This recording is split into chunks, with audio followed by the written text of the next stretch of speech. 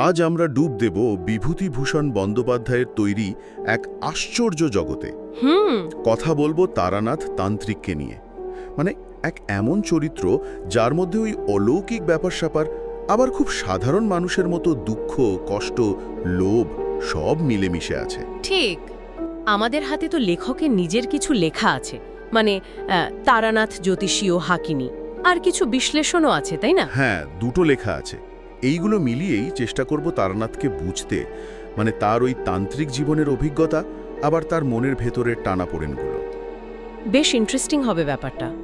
তারানাথের সাথে প্রথম দেখা হওয়ার ঘটনাটাই তো বেশ অন্যরকম। কিরকম? মানে কথক দেখছেন একটা গলির মধ্যে একতলা বাড়ি, সাইনবোর্ডে লেখা তারানাথ জ্যোতির্বিনোদ, বয়স 60-এর বেশি, ফর্সা, মুখে বুদ্ধির ছাপ, কিন্তু চোখ দুটো যেন কেমন ভরসাহীন। লর্ড রেডিংয়ের চেহারার সাথে একটা মিলের কথাও লেখক বলেছেন না? হ্যাঁ হ্যাঁ, বলেছেন। মানে বাইরে থেকে দেখলে মনে হবে সাধারণ একজন জ্যোতিষী, কিন্তু শুরুতেই একেবারে তাক লাগিয়ে দেওয়ার মতো ব্যাপার। একদম। কথকের জন্ম তারিখ, বিয়ের দিন, বাড়ির লোকের কথা, পুরনো অ্যাক্সিডেন্ট, এমনকি ওই যে মানি ব্যাগ হারানোর ঘটনাটা সেটাও বলে দিলেন। ঠিক মনে হয় যেন সব দেখতে পাচ্ছেন। আসলেই কি কোনো ক্ষমতা ছিল তার, মানে ওই দিব্য দৃষ্টি টাইপের কিছু? দেখুন, এক সময় হয়তো ছিল। শোনা যায় গুরুর কাছ থেকে পাওয়া কিছু তান্ত্রিক ক্ষমতা ছিল, আর সেটা কাজে লাগিয়ে টাকাও কামিয়েছিলেন প্রচুর। শেয়ার বাজার, রেস। ওহ আচ্ছা।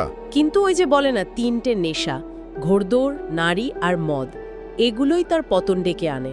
ক্ষমতার অপব্যবহার যাকে বলে আর কি। হ্যাঁ, ক্ষমতা অপব্যবহার করতে করতে আসল ক্ষমতাটাই কমতে থাকে। এখন যা চলে সেটা অনেকটা অভিজ্ঞতা আর চালাকি দিয়ে। তিনি তো কথককে চন্দ্রদর্শন শেখানোর কথাও বলেছিলেন। হ্যাঁ, বলেছিলেন। ওটা ধরুন এক ধরনের জ্যোতিষ বা যোগ সাধনার কৌশল হতে পারে, মানে ভবিষ্যৎ বা লুকোনো জিনিস জানার চেষ্টা। ইন্টারেস্টিং। কিন্তু তারানাথের জীবনে এই ক্ষমতার ওঠা পড়ার চেয়েও বেশি অবাক করে তার কিছু অদ্ভুত অভিজ্ঞতা। যেমন? হ্যাঁ, মনে পড়েছে অহল্যাবাইয়ের ঘাটে দেখা, যিনি তারানাথের গ্রামের নাম, 150 বছর আগের পূর্বপুরুষের নাম সব বলে দিলেন। অবিশ্বাস্য। মনে করা হয় উনি তারানাথের পূর্বপুরুষ রামরূপ সান্যালের ভাই রামনিধি। যোগ বলে নাকি দীর্ঘ জীবন পেয়েছিলেন। তিনি তো তারানাথকে এসব তন্ত্র সাধনা ছেড়ে সংসারে ফিরতে বলেছিলেন। একদম স্পষ্ট বলেছিলেন, এ পথ তার জন্য নয়। কিন্তু কে শোনে কার কথা? শোনেননি, বরং আরও গভীরে গেছেন। এরপরেই তো বীরভূমের ওই পাগলি তান্ত্রিকের গল্পটা আসে। ওহ, সে এক সাংঘাতিক চরিত্র। শ্মশানে থাকেন। কি করেছিলেন তিনি? তিনি তো প্রথমে তারানাথকে খুব পরীক্ষা করেন, মানে দূর দূর করে তাড়িয়ে দেওয়া, শ্মশানের পোড়া কয়লা মিষ্টি বলে খেতে দেওয়া। তারপর স্বপ্নেও দেখা দেন? হ্যাঁ, আর তারপর তো সেই ভয়ঙ্কর প্রস্তাবটা দেন। কোনটা? তাকে, মানে পাগলিকে খুন করে তার লাশের ওপর বসে সাধনা করতে বলেন। বলেন কি? তারানাথ রাজি হয়েছিলেন?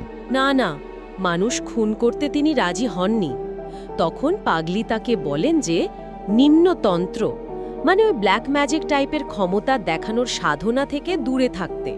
কিন্তু তারপরেও তো একটা সব সাধনার ঘটনা ঘটে। হ্যাঁ, ঘটে। একটা 16 বছরের মেয়ের মৃতদেহ পাওয়া যায়। পাগলি সেই দেহের উপর বসিয়ে তারানাথকে দিয়ে এক আশ্চর্য সাধনা করান। সেই অভিজ্ঞতাই তো সব থেকে ভয়ের। ওই যে জল থেকে বউ উঠে আসছে, পাখি হয়ে যাচ্ছে। নরকঙ্কালের নাচ, মহাবিদ্যা এলেন ষোড়শীর রূপে, আবার মহাডামরী ভৈরবীর সেই বিকট মূর্তি। শেষে তো অজ্ঞান। কিন্তু আসল ব্যাপারটা কি ছিল? মজাটা হলো, ওটা নাকি পুরোটাই ছিল একটা ভেলকি, মানে বিভ্রম। সন্ধেবেলাতেই পাগলি এইসব দৃশ্য তৈরি করেছিলেন তারানাথকে পরীক্ষা করার জন্য। ও, তাহলে সত্যি কিছু ঘটেনি? মনে হয় না। পাগলি শেষে বলেই দেন, তন্ত্র সাধনা তারানাথের পথ নয়, আর কিছু শক্তি পেলেও পয়সার লোভে সে তা ধরে রাখতে পারবে না। এখানেই তো বিভূতিভূষণের অসাধারণত্ব, মানে শুধু ভূতের গল্প বলছেন না। ঠিক, ওই অলৌকিক আবরণের ভেতরে মানুষের লোভ, ভয়, আধ্যাত্মিক সংকট, এগুলোই আসল। তারানাথের চরিত্রটা তো এই টানাপোড়েনেরই প্রতিচ্ছবি, তাই না? শক্তি পাওয়ার ইচ্ছে, আবার তার পরিণাম। একদম। বিভূতিভূষণ এটাই দেখান, ক্ষমতার লোভ কিভাবে মানুষকে ভেতর থেকে শেষ করে দেয়। তারানাথের পতন তো শুধু নেশার জন্য নয়, ওই ক্ষমতা ধরে রাখার চেষ্টা আর তার ভেতরের শূন্যতাটাও একটা কারণ। এই অলৌকিক ক্ষমতার খোঁজ কি সত্যিই শান্তি দেয় নাকি আরও কষ্ট বাড়ায়? সেটাই তো প্রশ্ন। তারানাথের জীবন দেখলে মনে হয় অবক্ষয়ের দিকেই ছেলে দেয় বেশি।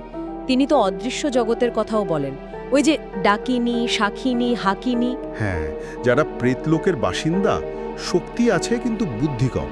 পাগলি নিজেও তো হাকিনী মন্ত্রে সিদ্ধ ছিলেন মনে হয়। হতে পারে। তাহলে সব মিলিয়ে তারানাথ তান্ত্রিক চরিত্রটা বেশ জটিল। মানে জীবনে অলৌকিক ঘটনা ঘটছে, ভয়ঙ্কর অভিজ্ঞতা হচ্ছে, আবার কোথাও একটা মুক্তি বা শান্তির খোঁজও চলছে মনে হয়। ঠিক। বিভূতিভূষণের লেখা তো শুধু রহস্য গল্প নয়, মানুষের মনের গভীর পাঠ। তারানাথের কাহিনী আসলে ওই ক্ষমতা আর মনুষ্যত্ব, এই দুটোর মধ্যে যে চিরকালের লড়াই, সেটাইকে তুলে ধরে। সে ক্ষমতা তন্ত্রের হোক বা টাকার। একদম। আর এখানেই বোধহয় একটা প্রশ্ন থেকে যায়, এই যে গুপ্তবিদ্যা, এই অলৌকিক ক্ষমতা, এর প্রতি মানুষের এত টান কেন? এর বিপদ জেনেও মানুষ কেন এই পথে যায়? এটা একটা ভাবার মতো বিষয়। ক্ষমতা আর আত্মিক শান্তি, এই দ্বন্দ্বটা হয়তো চলতেই থাকবে।